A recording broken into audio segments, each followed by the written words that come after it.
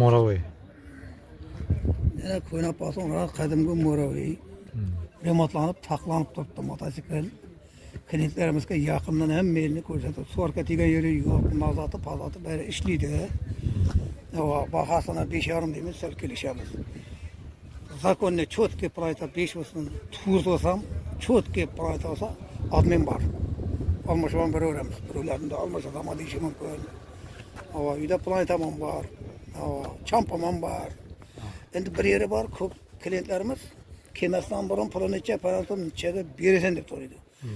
İçeri emas, yanına kelsin, men pulni aytib qo'yibman, kelishamiz ish qilib. O alatan adam yanına kelish kerak. Qasirga borsang ham, mal olsang ham ko'rish kerak. Ko'rib, spideniyadan o'tirsin, yuborib qaytasin, so'tilsa qolib ketaversa o'zat deb aytaman. Bizning garantiyamiz shunday. Hurmatli klientlar, kelsangizlar, ana shu pulni aytaman, kelib yonda o'tirib so'lashaveramiz. Kelishib beraveramiz ish qilib. Ana hozir shu mo'ravimiz bor. Telefonlashaman desa. Telefonlashaman 99dan 731 5710. Adam boyaga deb murojaat etaversinlar. Admin bor shuga.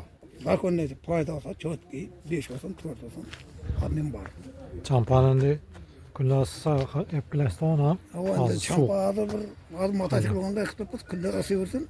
Champadan bermadan onam shu 10 deb turibmiz, kelishib beraveramiz. Klientlarga yaqinda ham berini ko'rsatib beraman.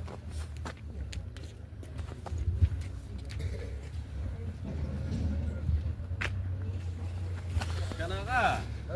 Assalomu alaykum.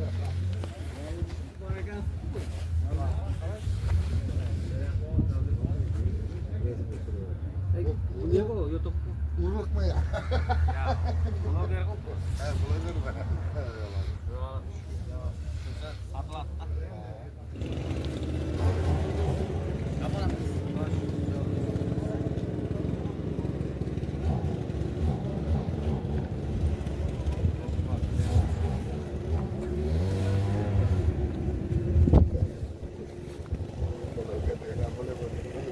Hadi kazan bana bana